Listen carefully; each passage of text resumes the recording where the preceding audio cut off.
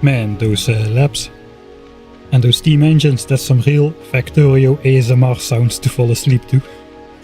Maybe I should make a video like that. But it's great to finally have a base which is actually automated and stuff, researching things. Only took me 45 hours to get here.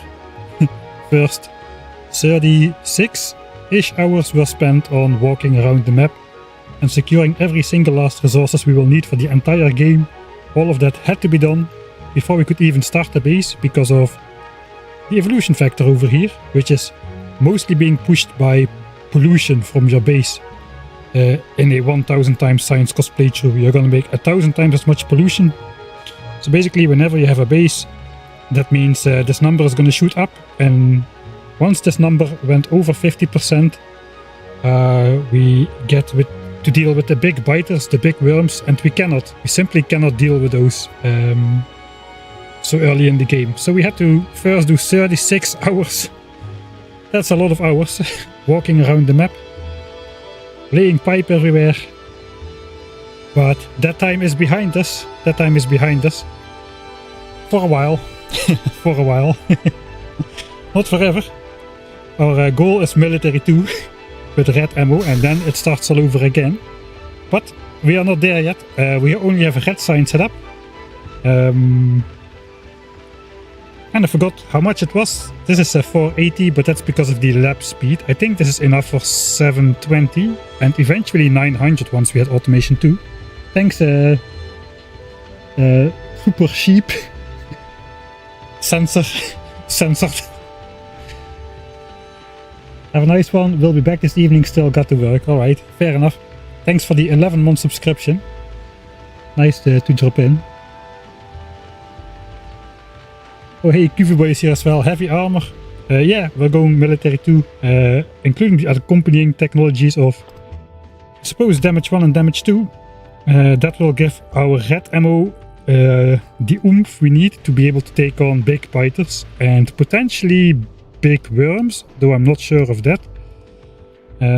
As you can see, we've got all the circles on the map are possible places for the biters to expand to.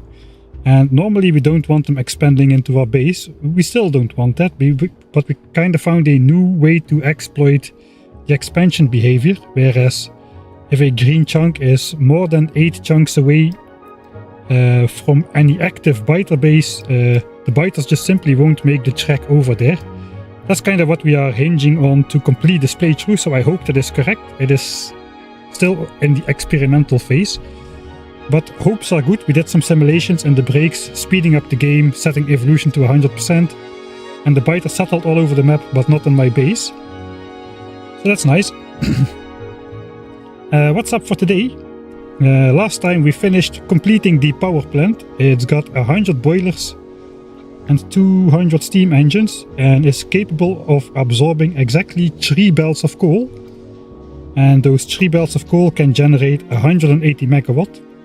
So we got away from the standard 20 boiler 40 steam engine setup, as it simply doesn't really make sense anymore. Before it was limited by the capacity of the offshore pump at 1200 water a second. It's still 1200 water a second, but steam power consumes 10 times less water now. And the next threshold, which makes sense, is basically consuming a full belt of coal, which we calculated last time takes 33 1/3 boiler. So we basically tripled that, 3 belts of coal, and consumed by 100 boilers and 200 steam engines. Hey, JD Plays, thanks for the raid. How is it going? Are you still playing space exploration? I know you mostly for your space Okay, no, that was Lawrence Plays, wasn't it? You do a lot of stuff, actually. Yeah, you do a lot of stuff, a lot of different games. Not me. I just play Factorio all day, every day, it seems. Still playing Space Age, alright. I am too addicted to Factorio 1.0, so I started a 1000 times science cost playthrough, so I could stay the maximum amount of time on the home planet of Norvis. Well, that was not the reason, but... Alright, then a quick recap. For the raiders and for the people just tuning in. We have started a default settings map. Let's go to the thumbnail. Or this hotkey. Right. So what are we doing? We're playing 1000 times science cost multiplier on pure default settings. So that means biter evolution is on, pollution, everything is on default settings, default, calibrated to default 1 times science cost speed, except the science cost multiplier. We also need to get the hands clean achievement, which makes this run, I don't know if I should say very difficult or very grindy or both. Which means we need to kill our first biter base using artillery, which unlocks on Vulcanus. So we cannot destroy a single biter base on our home planet before coming back from Vulcanus with the artillery technology. Which, combined with pure default settings and biter expansion being on, makes for an interesting early game. Some people would call it interesting, some people would call it extremely grindy. Also, we don't do base defense and we don't eat fish in combat, but that's just some more standard stuff. So we started out with 36 hours of walking around the map, basically securing every single resource that we'll go in editor mode real quick just to show us ourselves around the map real quick.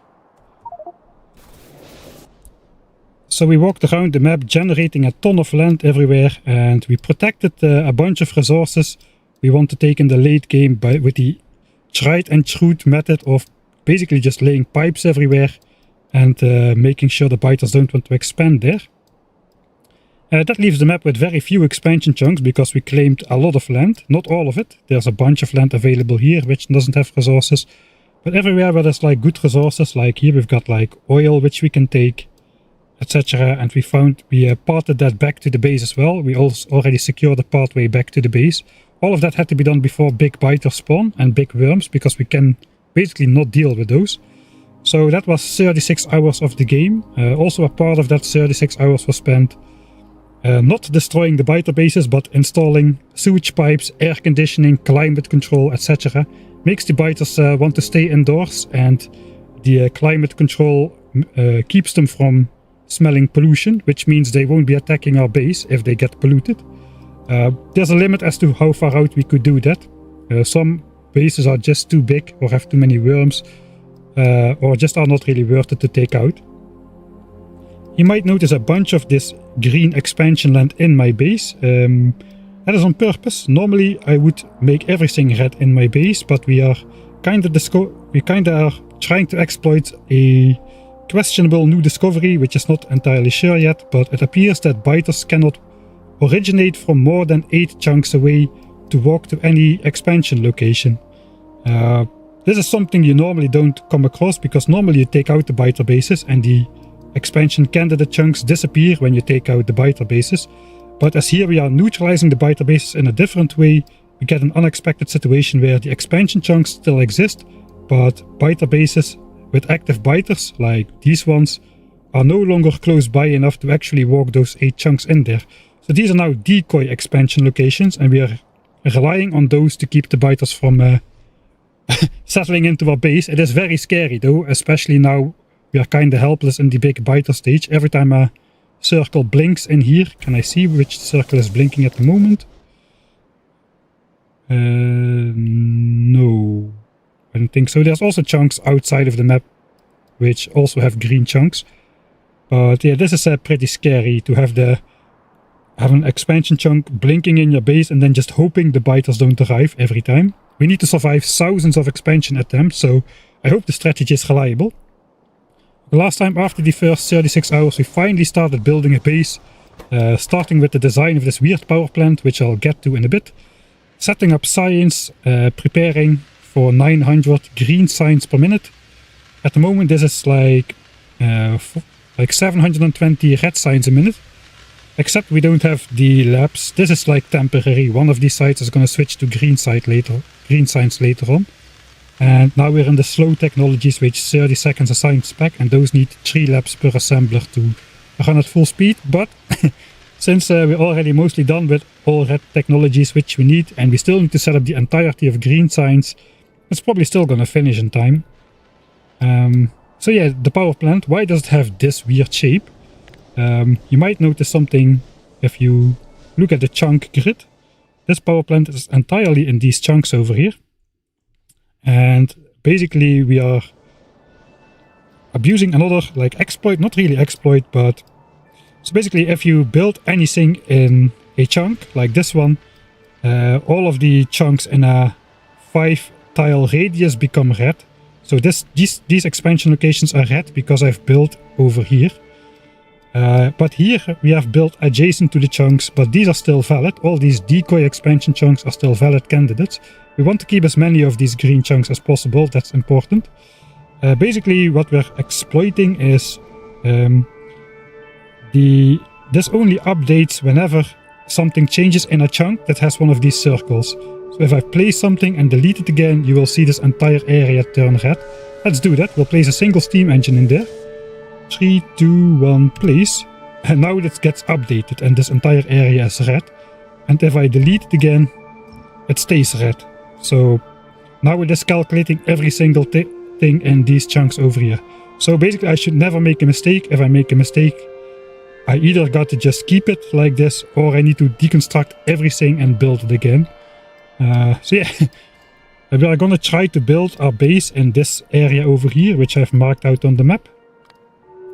And today we're gonna go for green signs. Probably first we need to bring more coal to the steam plant because we are out.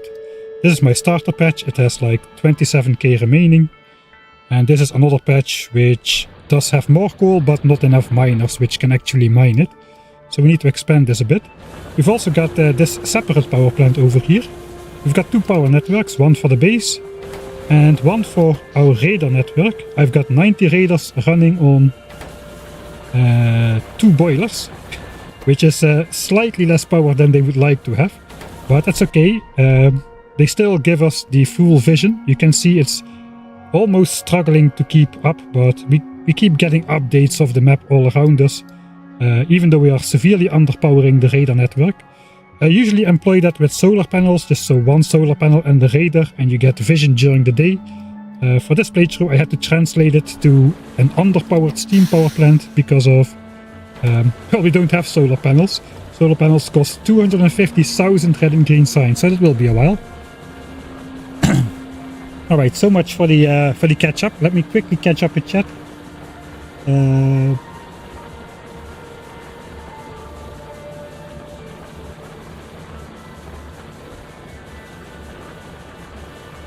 And then we get started. Fighters can only expand a set amount of chunks. Yeah, but that is not what I'm talking about. So basically, so biters generate like, we can see it over here. Here we've got a biter base, and expansion chunks only go up to 7 tiles away around this nest. What I'm talking about is, even if the biters try to expand here, they need to draw biters from a base which is in this specific range. I made a blueprint for that. So let's say this chunk over here, this one, is selected for expansion. Biters need to originate from anywhere in this square. So from anywhere in this square. If there are no active biters, no biter nests with active biters in this square, and indeed this is a square. The expansion chunks are circular around the base, but this is a square with more than 7 range. It's 8 or 9 tiles. If there are no active biters attached to a nest in this range, they won't actually depart towards this chunk. So that is something new, which we are hoping to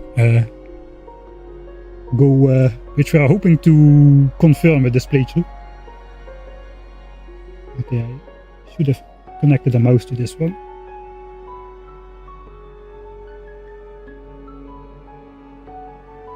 How to solve pollution. Basically, what we are doing right now, and I hope that will still keep working, we have only red signs, so our pollution cloud is actually quite stable.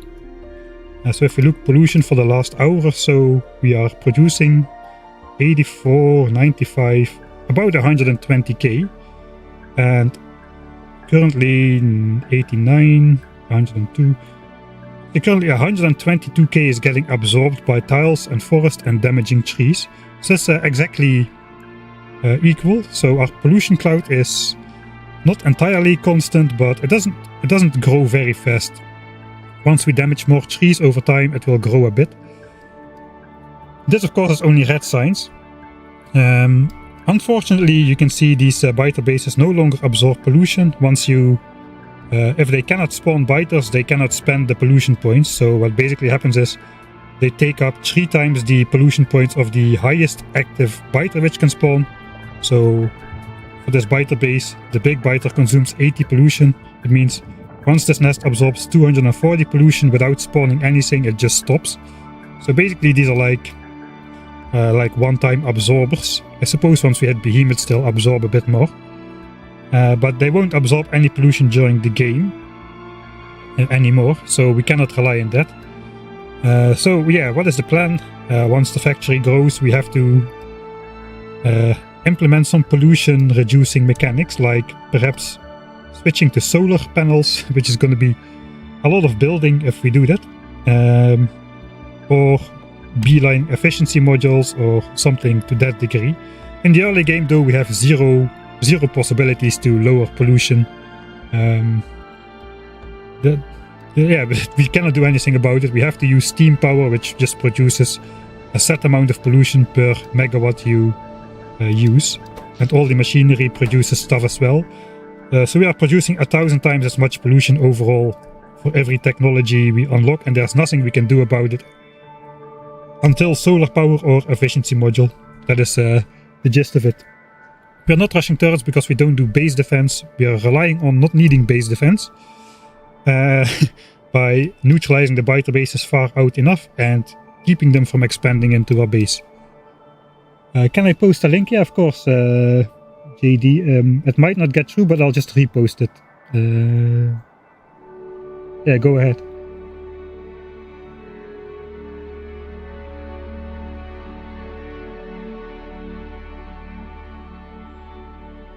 I'll repost that. It automatically gets blocked.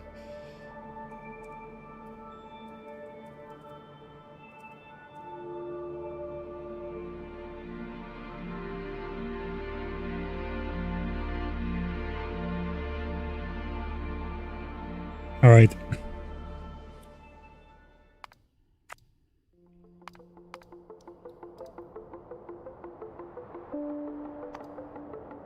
Alright, I think what JD Place means is you have this value here, the maximum expansion distance for biter bases. Those are the circles that generate around the nest, and that is default to 7 chunks. You can change that, but nobody ever does so, I think. But that doesn't mean biters have to originate from the nest which has the expansion chunks active. I did a couple tests for that, and biters can originate from a different nest, but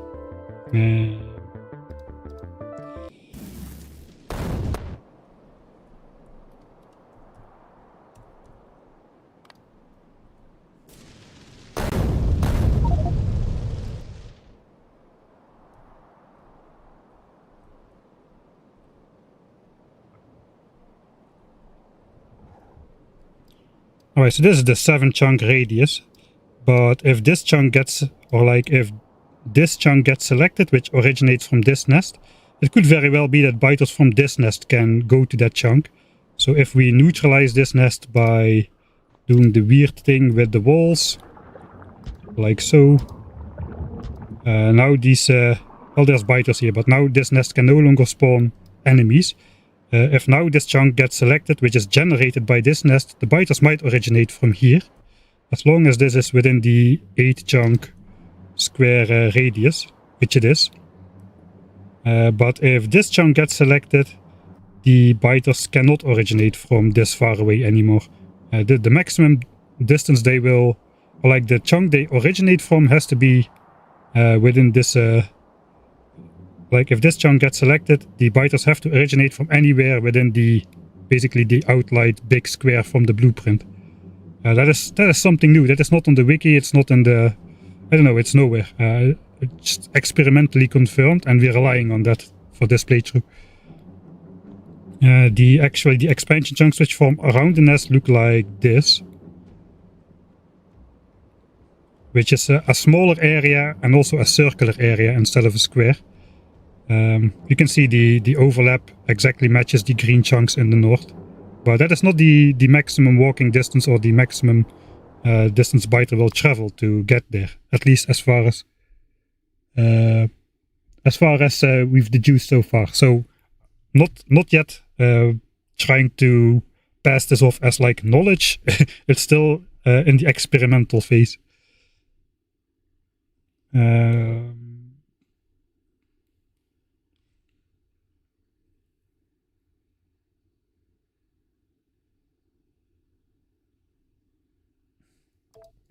Yeah, I did set up tests where I partially blocked nests, and I just measured how far away the biters would walk, and they would consistently walk 7 chunks away, sometimes 8 chunks away in a square, so 8 chunks horizontal and vertical, which is way outside the 7 chunk circle, and they would never-ish walk 9 chunks away. So I keep a little bit more I kept a little bit more safety distance than that. So here's a nest. I have 1, 2, 3, 4, 5, 6, 7, 8, 9. Basically like 10 chunks of distance which are red, and then the rest becomes green. So far it has gone well. As the biters will settle all the land, it will become more and more obvious if this works or not. We've got like an uninterrupted-ish pipe wall around the base, so if the biters will go through, that means we will get an alert sound that they are destroying something, and I should notice if they walk into my base. Not that I can do much about it at this point, but at some point I will research the personal flamethrower, which is strong enough to kill like a small group of behemoths without them killing me. If I have some like blocking stuff like pipes or walls or chests or something on me, which I can use to keep them away from me. Alright, this is definitely enough intro. I've been blabbering already for too long. Let's go do something. Never-ish, yeah. Very scientific term. They never-ish settle, walk further than that. Alright, so yesterday we finally switched on this power plant, but as you can see, if we look at the I guess the steam buffers and stuff are filling now, but coal production and coal consumption is... Anyway, it is production. Okay, we are slightly outproducing coal compared to consumption, but not by a lot. So the first thing we probably want to do is get some coal into the base. Now, I want to keep as many of these green chunks as possible, and I did notice there was like a tiny bit of coal next to this lake where already my power line for the raiders is going up. So I probably just want to connect this first and bring that back down the base in the same chunks where the power lines are already like lowering local land values for biter expansion. I want to have like just like 1 or 2 pads into my base, and the rest of the chunks is gonna stay green. We can switch off the expansion chunks for now because I have marked the outline on the map. This is basically our area which we want to try to build in. There's a lot of good resources south. We also need to take a little bit of a look as to where we want to take green signs resources from. So for red signs is 2 iron and 1 copper, which means we basically have 2 lanes of iron and 1 lane of copper, which is being turned into red signs. That should be enough for 900 SPM eventually, once we get the appropriate blue assemblers and whatnot. It also means that for green signs we're gonna need another 7 belts of resources, because green signs, as first red signs, 2 iron plates and 1 copper plate forms into 1 iron gear and 1 copper plate to make red signs. Green signs costs 1 transport belt and 1 inserter, and that totals 5.5 iron and 1.5 copper. Can I see that? No, I hate map view in Space Age. Here we can see it, 5.5 iron and 1.5 copper, which means we need 5.5 belts of iron and 1.5 belt of copper to match the 900 red signs a minute. I would like to take from like rich patches first, because those have the densest centers of resources. Like this 10 million coal patch has much more ore in the center, like 25,000 per tile, than like a 2 million coal patch, which has like 10,000 per tile. So probably I want to start mining the rich or the big rich patches before trying to supplement them with smaller patches, but I'm gonna make an exemption for this patch because it's already on the pathway, and we need more coal now. We will need a lot more coal once we have like over 3 times as much production as currently to have green signs included here as well. So where is my best iron patches? It looks like over here is 10 million. We've got 8 million over here, which is not that far behind and a lot closer to the base. We've also got a copper right here, which we could mine. 6 million copper is over here. We could take it from here, but it's so far away. I think I'll just go for like these patches first. We need 1.5 belt of copper. I can easily draw that off here. And 5.5 belts of iron.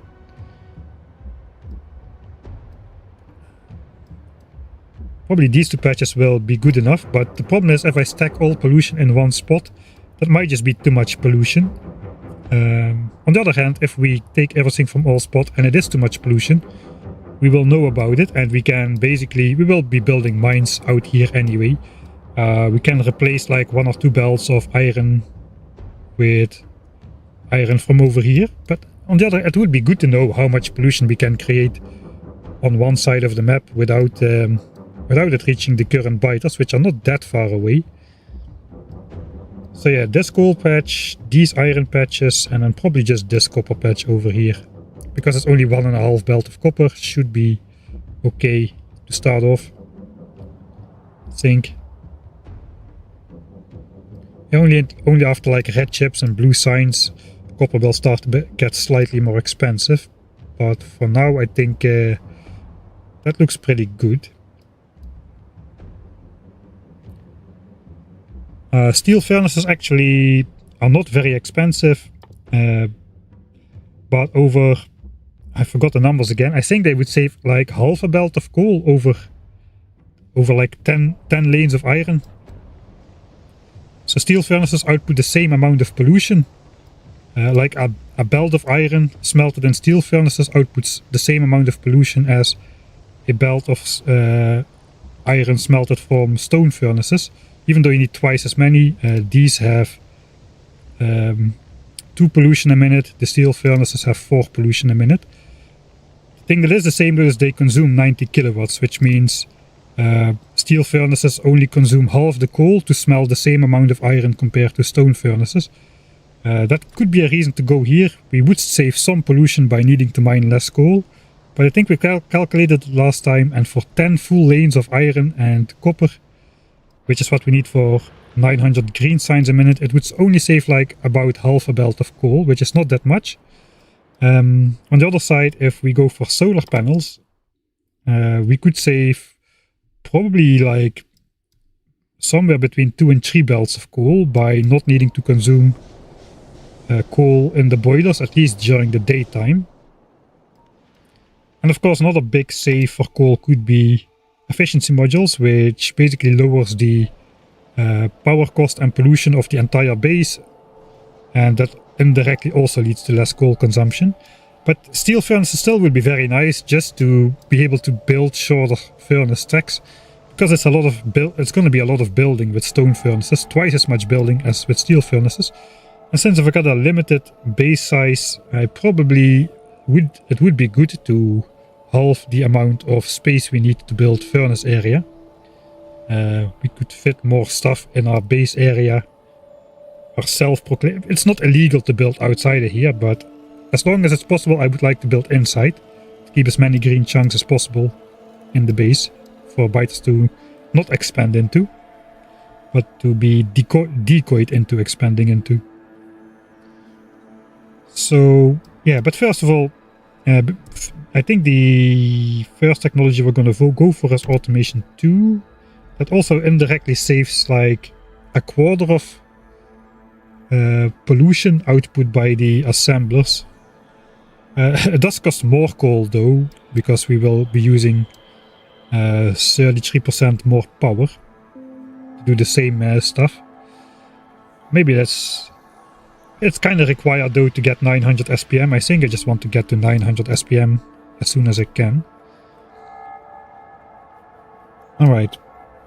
Then let's just do a little bit more theorizing before we reload, so we know what we need to do. So basically I want to find a way into my base which sacrifices the least amount of green chunks.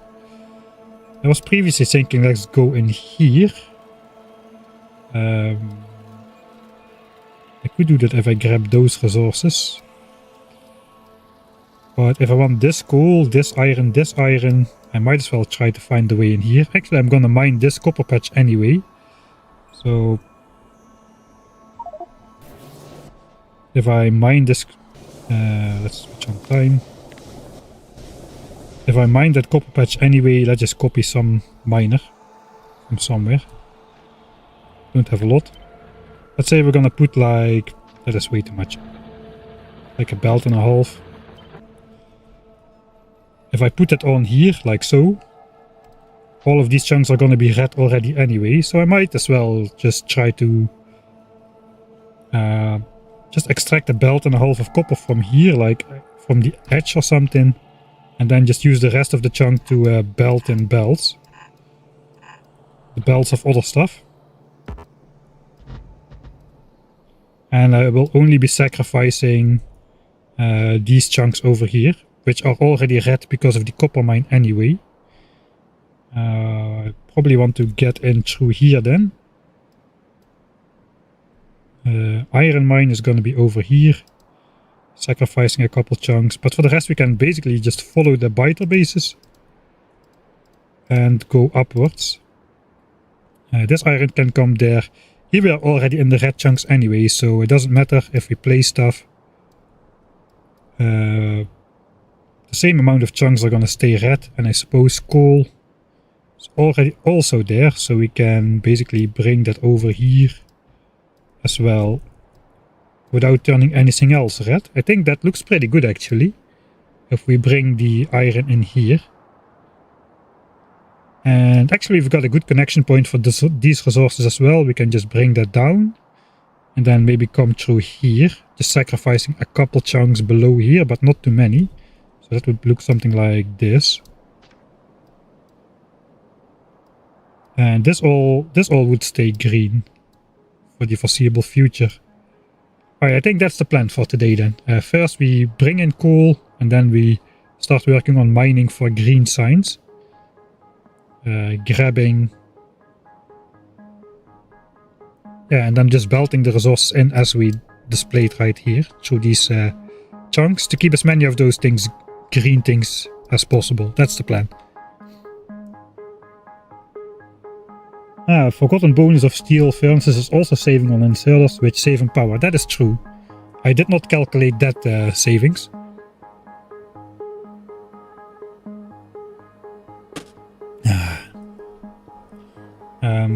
We can actually check the base, just let's get an idea of what kind of power the inserters are drawing. Let's round this off to a megawatt, which means that's about 5% of, like generously speaking, it's 5% of the power network is, oh wait, we have long-handeds as well. Okay, that's not generously speaking, that's like over 5%. 5% of the power drawn in the base comes from inserters at the moment. I think that's for green signs it will be approximately the same.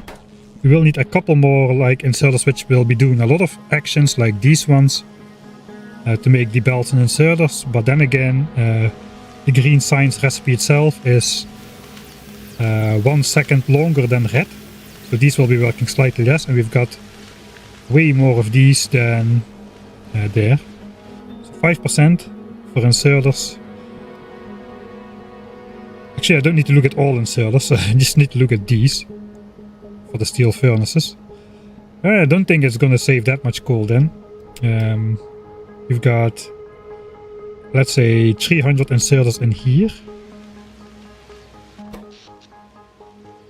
And we've got, let's round this off to 1200 inserters in the base. Which means like a quarter of the inserters is... and this is a little bit harder than I thought. A quarter of the inserters on the furnaces, but those inserters are a little bit more active than than the ones in my science area, I suppose. These do more actions.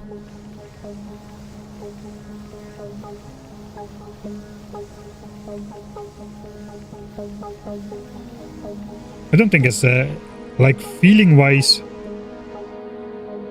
the goal savings from not powering an extra half of inserters is maybe not entirely negligible, but it's not going to be like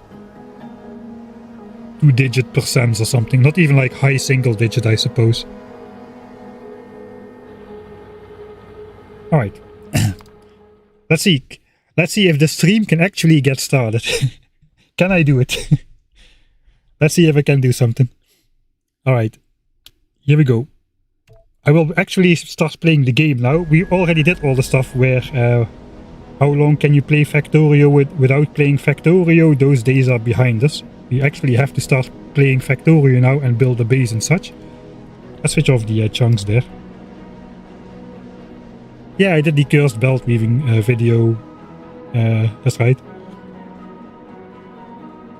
I've been making Factorio videos for a couple years now. Mostly challenge videos like I'm turning this stream into a challenge, into the first Space Age challenge video as well. Man, so nice these laps in the night.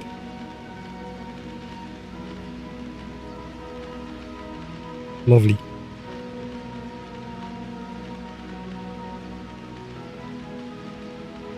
Hey Matcha. Are you going to rush productivity modules? No. I think before productivity modules I will go for, I don't know, steel furnaces maybe. Probably, I suppose. Blue assembler, steel furnaces, efficiency modules. And probably after efficiency modules we do productivity modules. Just for the labs and for the future blue signs perhaps. But I suppose we can get rid of our setup which got us the steel X. We've got steel X now. It is incredible. Craft 50 steel. After researching 50,000 science packs worth of steel technology. Ah, so nice to have steel X now. Alright, I suppose once we hit heavy armor we will need 50 of that steel to make the heavy armor. Should I carry that around? Maybe I'll just take that with me and a stack of copper as well. Alright.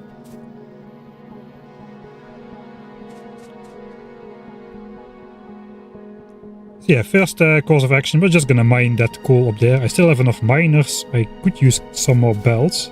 Eventually I will probably make a mall this playthrough, like a real mall. But not quite just yet. We still got some other priorities to address before making an actual mall.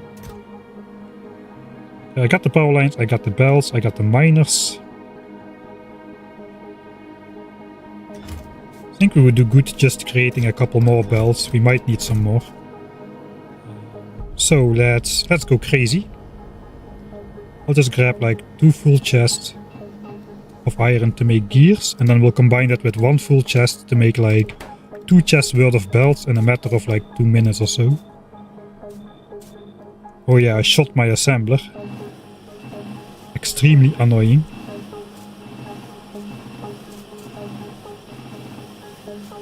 Thanks Cabot for the subscription to Amazon Prime. Am I the only one who immediately separates Fulgora items? I don't know. I didn't really mind the sushi belts, but the problem with that is you either have to stuff things in chests a lot, or you just wait for switching on the entire thing until you build everything. There's probably other ways to just get rid of stuff as well, but alright.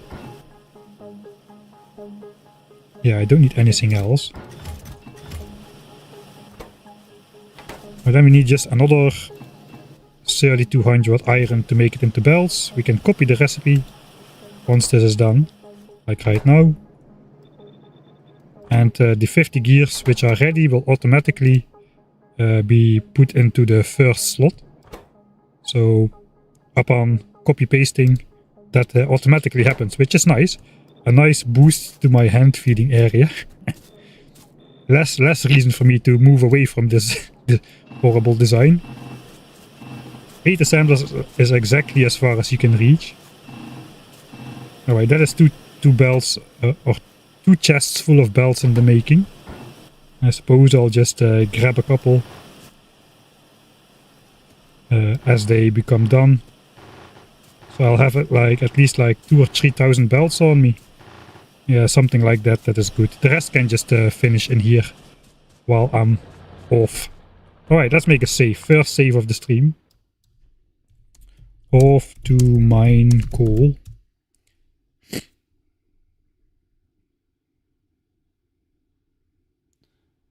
Right, you'll still need the same amount of inserter swings. I didn't even consider that. That is absolutely correct. The active... I know there was somebody who did a video. You should not take the maximum and minimum value for granted. They were working a little bit weird. I didn't really look into it just yet, how much power they consume, because it's a fairly minor aspect in the base. But there was something weird going on with power consumption. And maybe we'll get into that at some point. But yeah, they need to do the same amount of swings.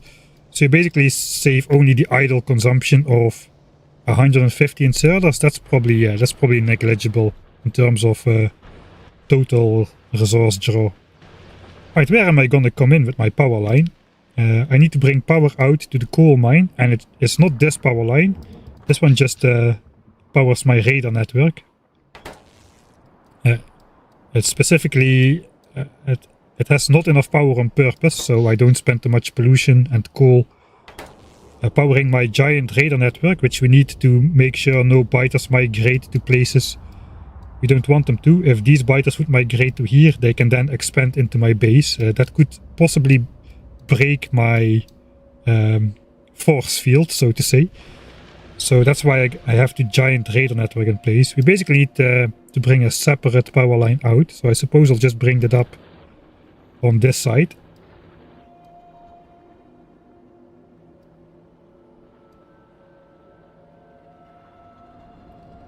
Let's switch on the expansion chunk so we can see it a little bit. These are still like value 1, right? All of these are still value 1. If I build in this chunk, these get demoted. But there's stuff there anyway. Yeah, okay, I can build in those full chunks. Alright, so I can build in between these white lines. So I'm gonna switch on the grid again. That is a bit weird. I need to bring my other power line through here as well.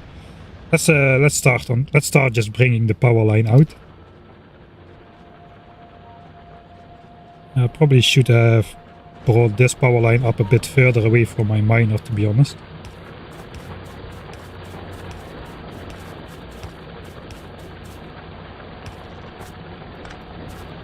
So that can stay, but we'll disconnect it. I need to keep those power networks separate at all times. If they mix in, we're gonna have... which 4 inserters are being powered by this network? Ah, it's these ones. Alright, there's 4 inserters which are powered by both networks, apparently. These do not connect here, but this is my base power network, and this one is the radar power network. But of course these inserters are within range, so I didn't have logistics at the time I pulled this out here. Do I have logistics already? Yeah, I do. I did research it last time. It's all a little bit easy in my mind.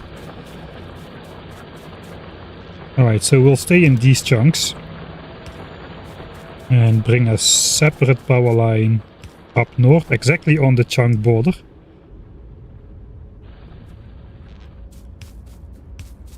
Time for the first big walk of the day. I have to be careful to not go... Actually no, we are deep into the expansion chunk, so if I make a mistake, it doesn't matter because this gets updated all the time anyway. So it's not as critical to not make a mistake as around the power plant here.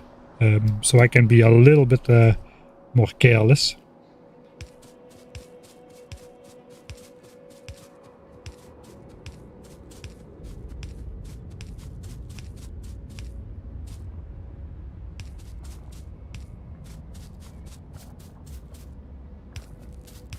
Alright, yeah, I try to have my videos and streams without like jump scares and all that stuff, because I do like to go sleep to fall asleep to like videos and whatnot.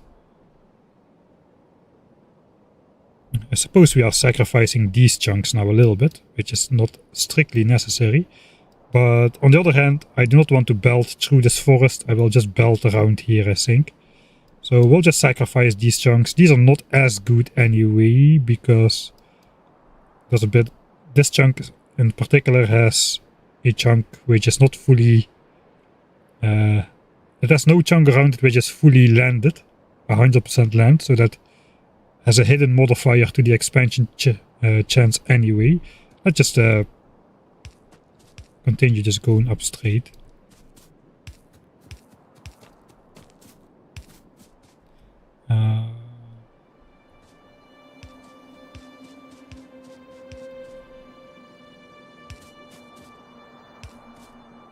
Alright, and then... Yeah, this is not gonna work. We already have this guy next to the water, so I need to do something different over here. How will I bring my coal belt back? See, we have coal, iron... Probably I'll just bring the coal belt back over here. I'm not gonna get more than a belt of coal of this tiny sliver. That will fit like, I don't know, 15, 20 miners or so. I do have this coal patch though. And on here, I can probably fit like a full belt as well. So let's reserve 2 belts of space for coal.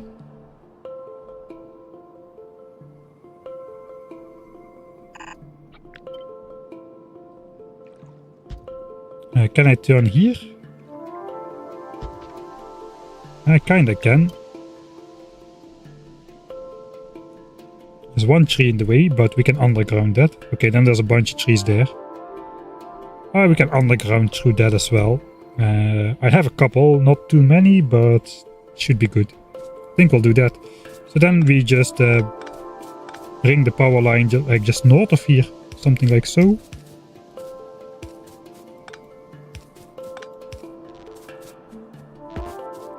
And we need to be careful to not connect it to this one.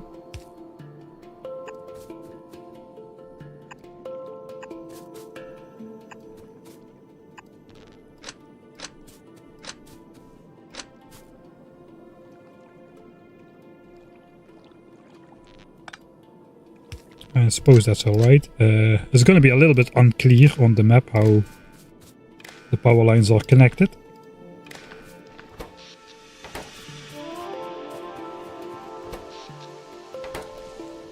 Alright, I missed the connection over here.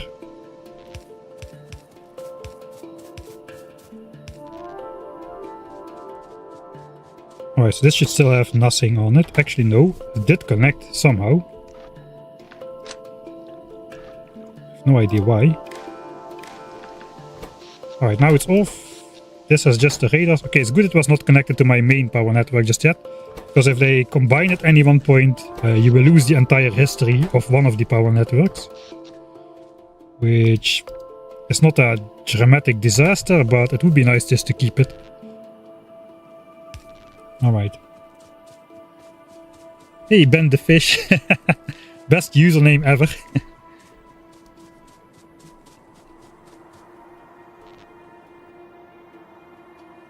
Yes, the grand finale. We did the first part where we secured the land, and now we're starting to build a base, so that qualifies as finales, right? Alright, so if I go into this chunk, I will sacrifice this. Then again, there's not really a good way to avoid that.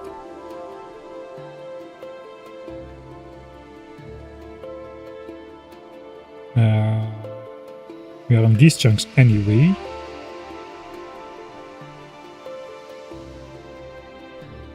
I think I'm just gonna go straight, so I'm gonna give myself a bit more space to build. We'll move this one out here. This is our area now.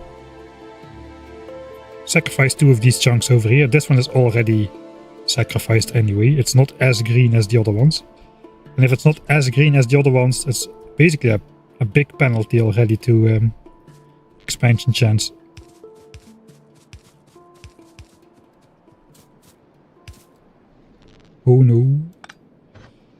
power line's gotta be straight. Alright. So I'll just go up in parallel then. I will keep away from that power line. Yeah, I think we can do that. Just at the very chunk border. Again.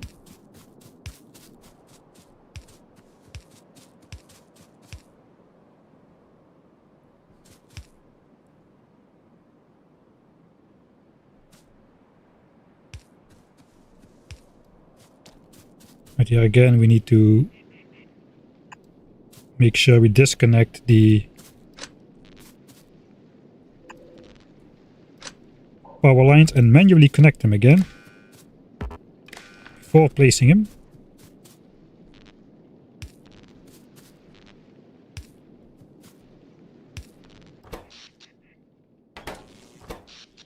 Alright, they stayed separated. A micro generator on the coal patch. I'm not really scared about blackouts or whatever. Okay, it is happening. It is happening. We've got an expansion chunk blinking in the base again. We've had many already. We've all marked them. Anytime we see them, we just mark them. So we can keep track of this. All of these chunks already have blinked in the past, and no biters ever arrived on the spot. So it's looking okay. But yeah, now it's big biter era. It's kind of scary. I don't know if the behavior, I think it works, changes with how big the biters are or something. It could very well be. So yeah, no guarantees at all just yet.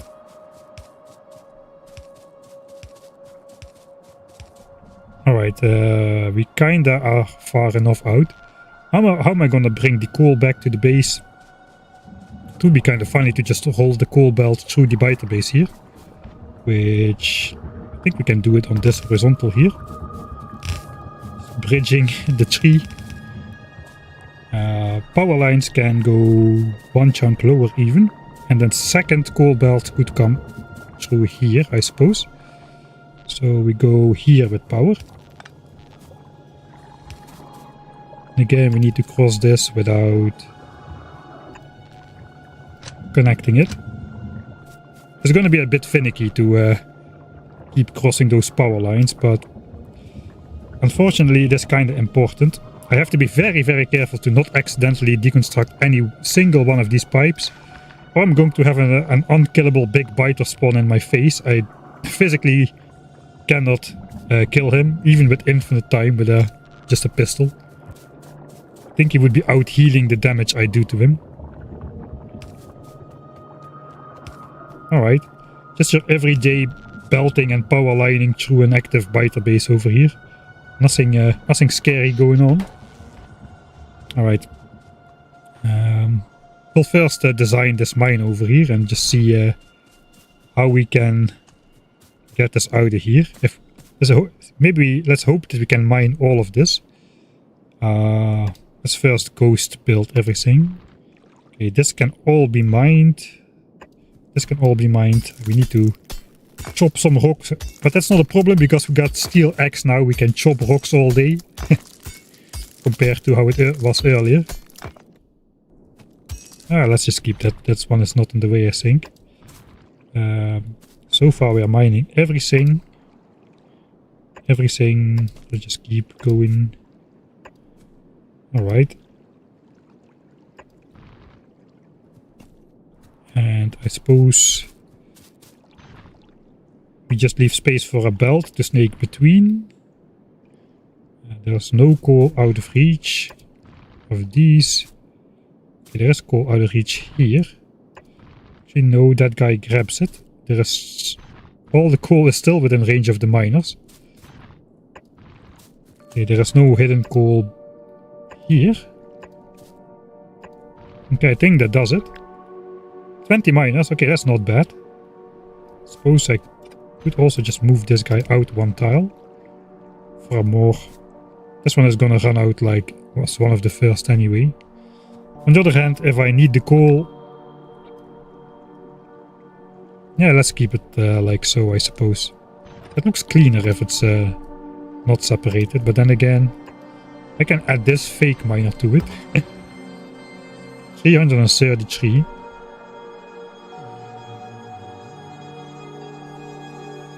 Alright, that looks nice. Let's keep it. Oh, can I power everything though? I suppose let's try.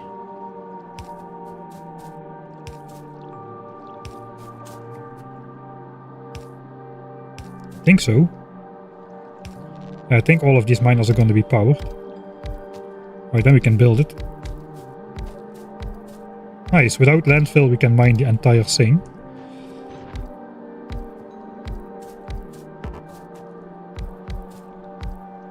A nice snaky coal mine.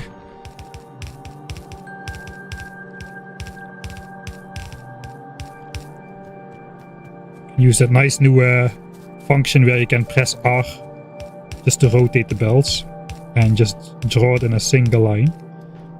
Alright, that's good enough. Then we go on where? Here maybe. Could go one lower. Yeah, let's keep it one lower.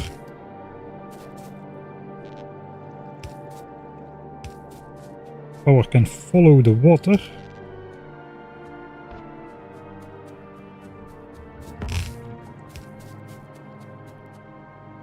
Wait, theoretically we have 2 coal belts here, so let's already keep that in mind a bit.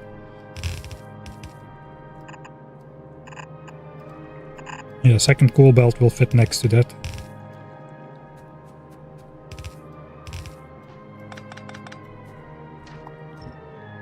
If we mine that.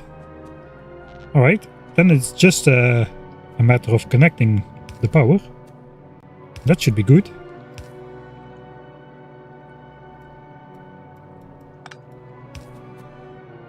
Alright. That is more coal. Lakeside coal patch. I cannot spell, so don't even comment on my save game names.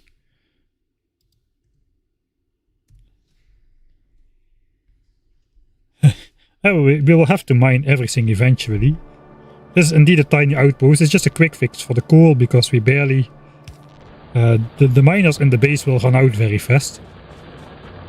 Right, all the southern miners are powered. We also need to mine these.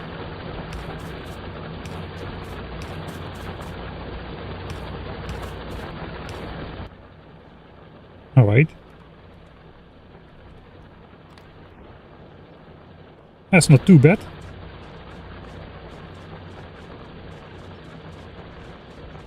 I'm commenting on your save game names being misspelled. Let's just casually stroll through the biter base on the belt. I can refill my coffee.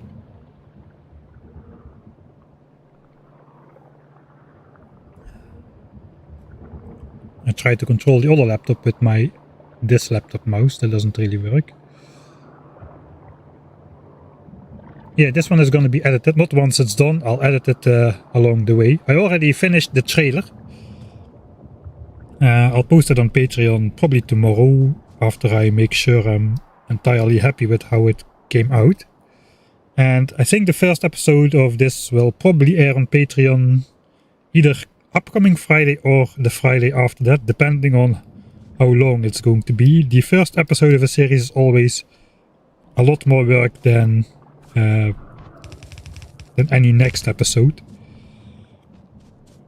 Alright, so am I gonna chop this, or what am I going to do here? I think I can see where, if I can do the underground belt thing. So basically we can cross 4 tiles, which means this gap cannot be crossed over here. Because underground belt comes up here and it has no space to go down, so I have to chop this tree. And now I can just drag the underground belts through. This will fit as well. These trees are kind of worthless, so we can chop those as well. But that means I can just do this.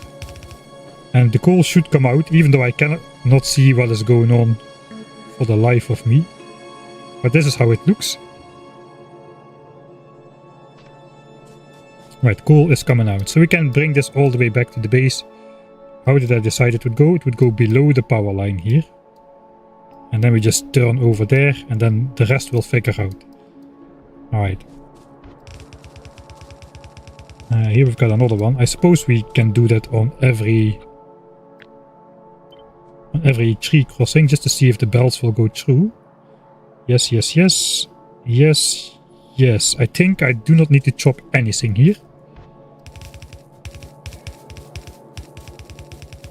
I suppose we could see this as well if we just wire this up. If we hold all belts, we get this border here. We just see if we see the border over here, which we do. We can see that belt is just connected. I think that's going to be a useful trick to visualize if belts are connected when we go through forest and whatnot. Every tree is sacred. Yes, because I have no ability to battle the biters after behemoth biters for the rest of the game, I suppose, until we get artillery. But yeah, I have no way of pushing the biters, so I have to keep my pollution from reaching the biters, which means I just want to not chop trees unless it's like absolutely necessary, I suppose. Alright, so yeah, here it's not connected, so if I don't use my method, it's going to be a little bit unpredictable. So I suppose we have to chop one tree here to connect this belt. Hey, thanks Gurnshin as well for the second month subscription.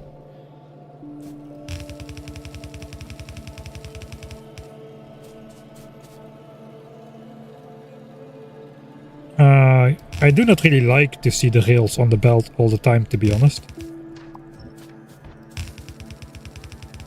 We're gonna have to like diagonal this a little bit. Suppose that's fine.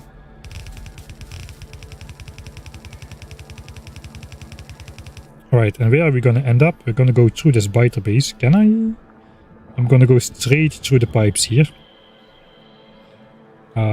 We could switch to the left lane because we're gonna go there anyway with the second belt. For now, we can do this. Alright, so one tree needs to be chopped here. This one. Maybe not that one. Yeah, it was that one. Right, and for the belt on the right, suppose here is a tree which needs to be chopped. Okay, this method is actually working pretty well. Let's go, let's go. Hello guys, don't mind me just belting a nice belt of coal straight through your base. Just stay indoors. It would be very nice, thank you.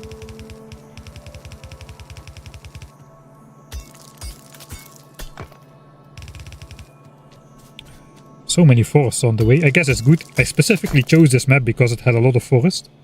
If we see any trees which don't have any leaves anymore, it means they stopped absorbing pollution completely.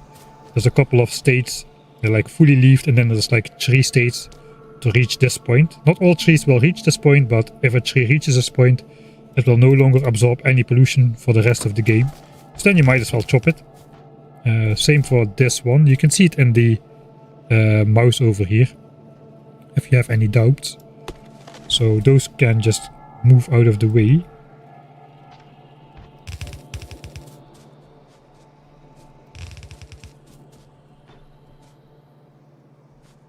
I mean, technically we don't need to chop them. I have enough wood, I suppose. But we can save a couple undergrounds. I did not really mass make undergrounds anymore. It's not true for these stumps though, those work differently. I should leave those up. They absorb a tiny amount of pollution. Without ever decaying. So actually they are like...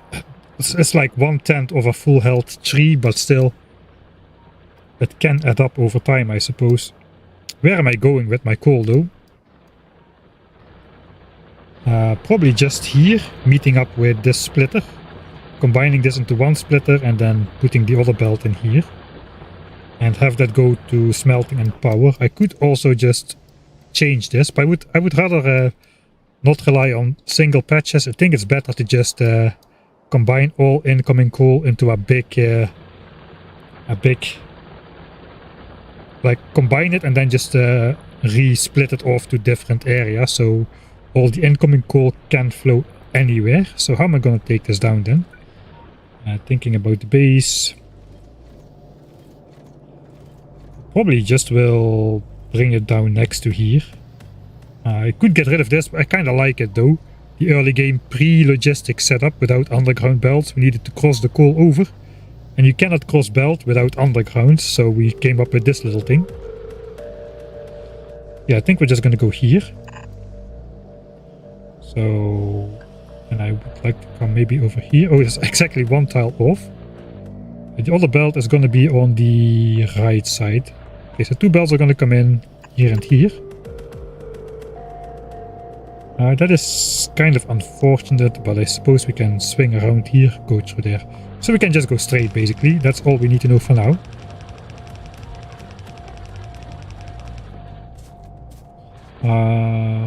This probably is eventually gonna run out.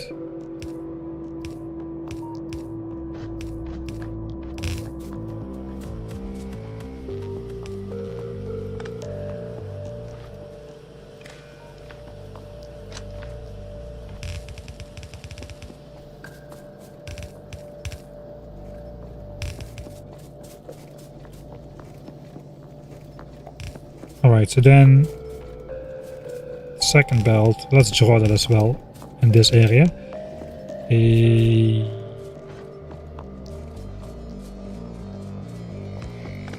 Suppose I could pretend it's 2 belts already. 2 belts, right? Then I need to go down. Can this reach? No.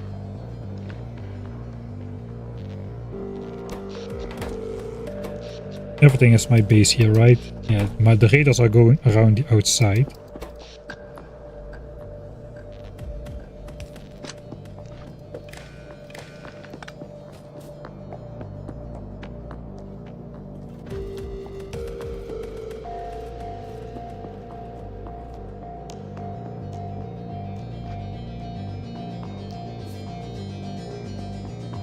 That is not possible.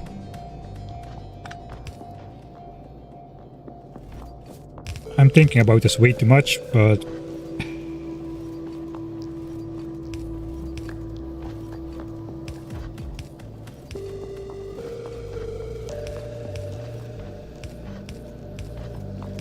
to make a nice tight turn here. Alright. When things start to be incomprehensible, I start being happy.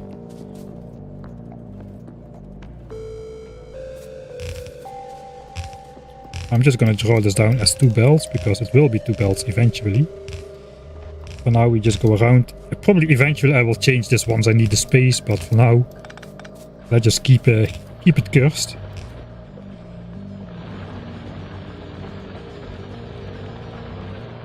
Alright, so we're also gonna have coal coming in from here, which is gonna come in through this copper mine eventually. That one will go up. I think there's gonna be a big splitter maybe here eventually. I don't exactly know what I'm gonna do with the coal belts. I suppose for now we just... let's go down here first. Alright, so this is not 30 miners even, it's like 22. And definitely not more than a belt. Let's just fix this up like so.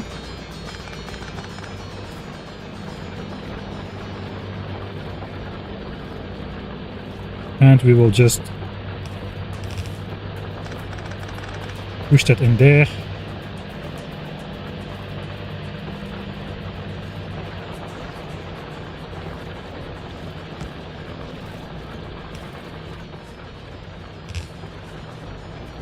Alright, my problem is I have 2 belts coming in. Probably should have 2 belts going out to power then as well.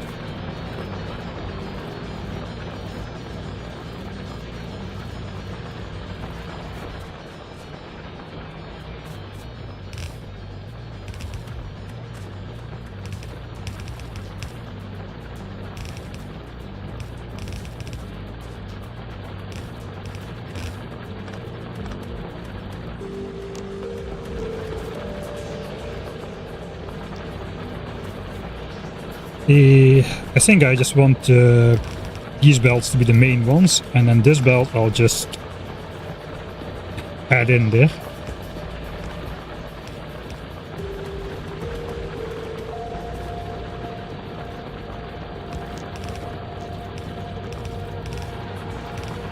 Hopefully horrible.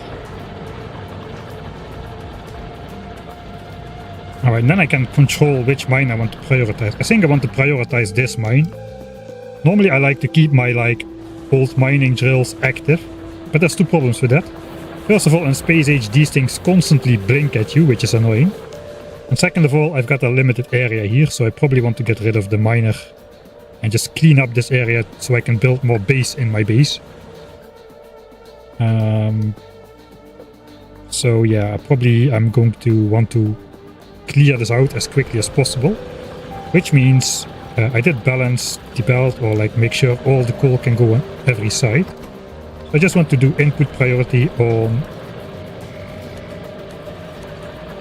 this coal mine here, which I can do like so. So now when I move this belt moves and these don't move, unless there's not enough coal, which will be most of the time, I suppose. And then we gotta keep north of that. Alright, and we have to, as output priority towards power.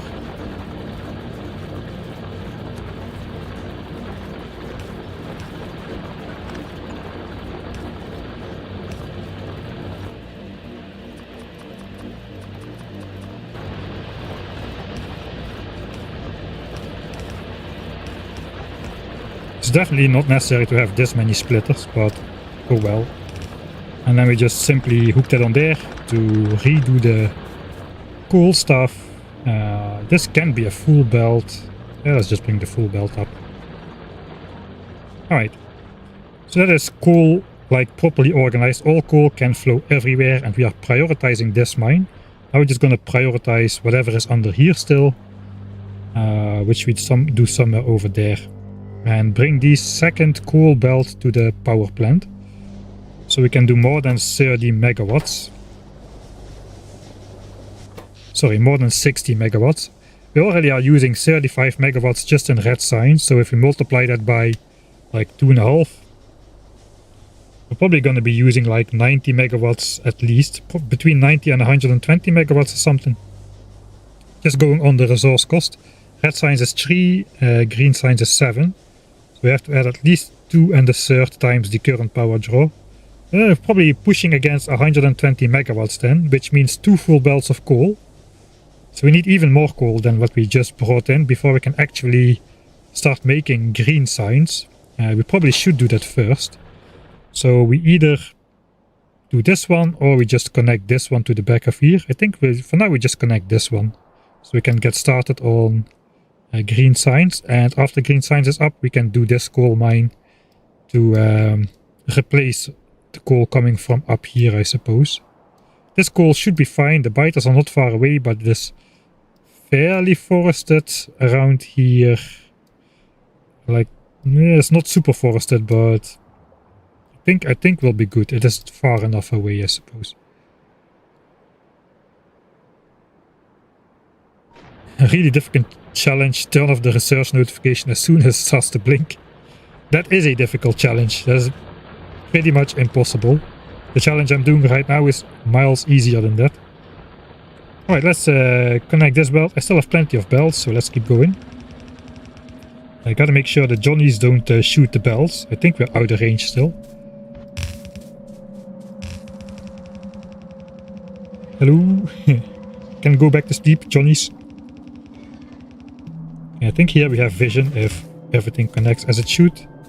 Do not want to waste undergrounds on those stumps. I don't like those stumps.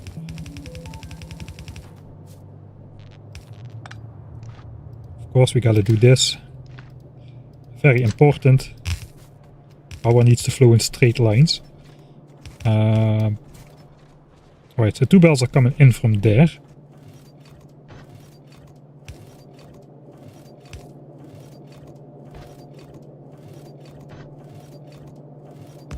I think this is fine. Is coal coming actually? Yeah, coal is coming.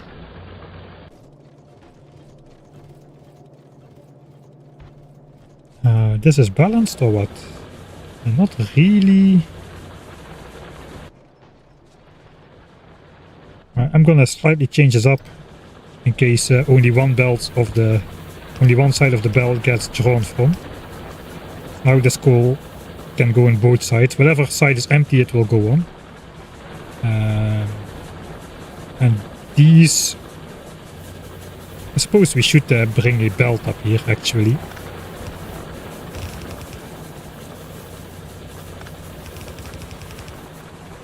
The miners will have priority because they fill up this to 50 anyway. The inserters only activate once there's less than 5 coal in here.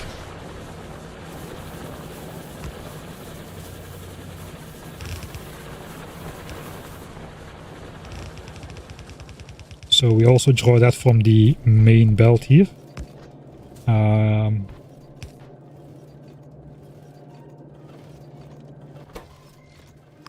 Let's keep... I want to keep the radar vision more than anything else. We don't have like laser turrets or something advanced, which requires power at all time to keep us safe. Okay, I gotta be careful here. I hope I did not make a mistake just yet, because we have the nice green chunks here. If I mess this up once, that is a problem. So let's go nice and slow here. Where is the stone? Okay, we're still not going over any stone here.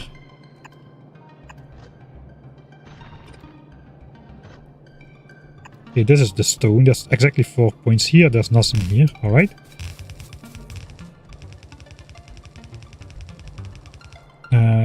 We still gotta be very careful for the expansion chunks.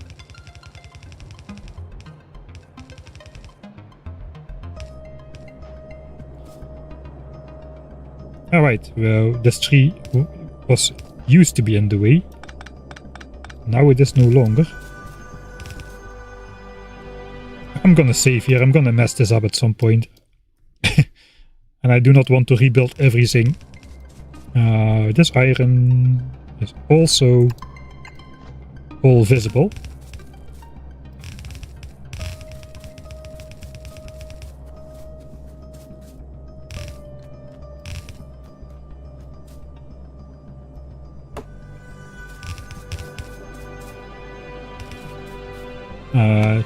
No leaves, no leaves.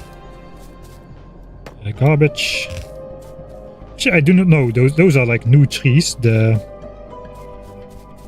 Like these ones. I just suppose they don't absorb pollution really, but I don't really know. Those are... Actually, there will be like... We need a 3 to 4 splitter to fully power this. Right. That's potentially 2 belts of coal in there. At least space for 2 belts of coal. Not actually 2 belts of coal just yet. It's coming right around the corner there. I think that will be connected. We should probably hook up this mine as well. That doesn't really matter where it goes because all the chunks are red anyway. So we want to go in this chunk or below. Actually, we will go in this specific chunk. That will make more red this area, but not affect this area. And we won't be crossing the power lines if we just go... If we just stay in here. And we already lay power out to the oil fields for later, which is good. I think we'll just go back up then. Do I need anything more? I think I have enough miners to completely fill it in. I have enough power lines. Probably have enough belts. I would say I have enough belts. Okay, 8 minutes to heavy armor. And then it's going to be... probably 2 hours to get this one, and that basically runs me out of red technologies to research, unless I want to research repair pack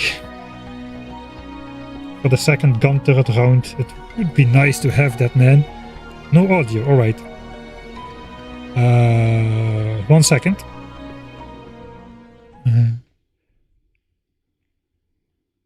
Frame drops and audio gone. Let me look here. My connection... Okay, stream disconnected.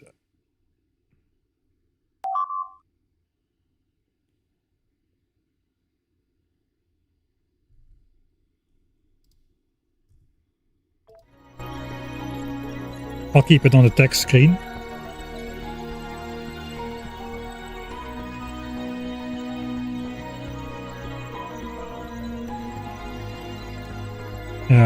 Is there audio on YouTube?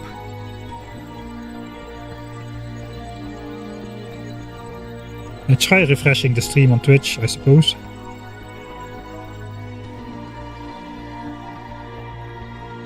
YouTube is fine. Try refresh stream on Twitch. So you see my typing skills are like excellent. You can see I used to work as a translator.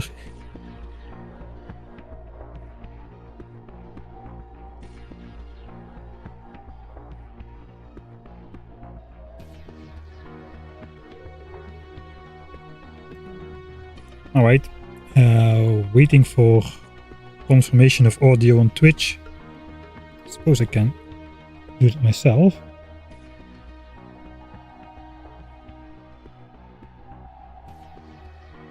Have a quick look over there.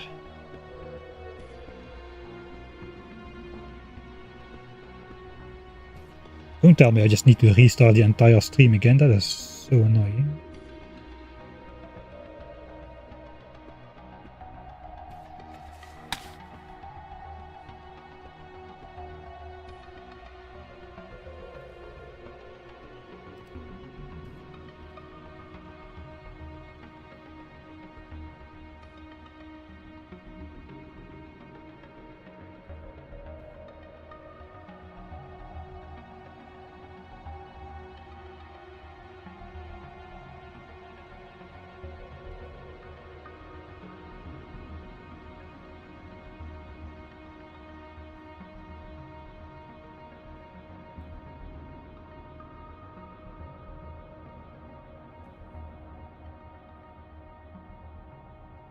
Alright, it does appear that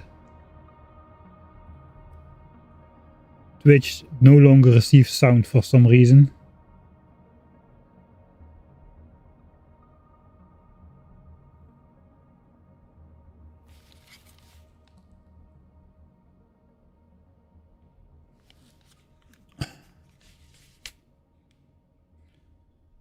Alright, actually sound is gone on YouTube as well because the song finished.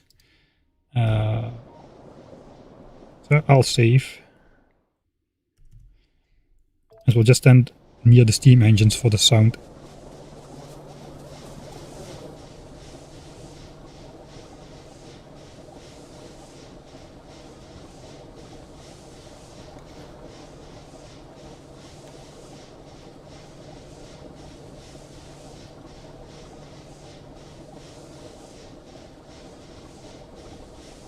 Alright. This is fairly annoying.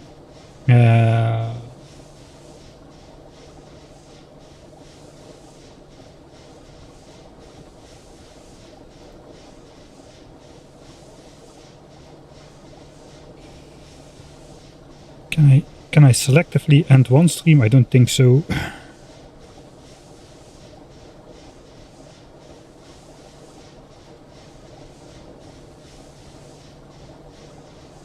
Alright, I'm going to just quickly restart the stream. Should the stream stop on YouTube, then just go to my channel and it's possible it will get a new link, like the new URL for YouTube. Sometimes it keeps the same one, but sometimes it just makes a new one.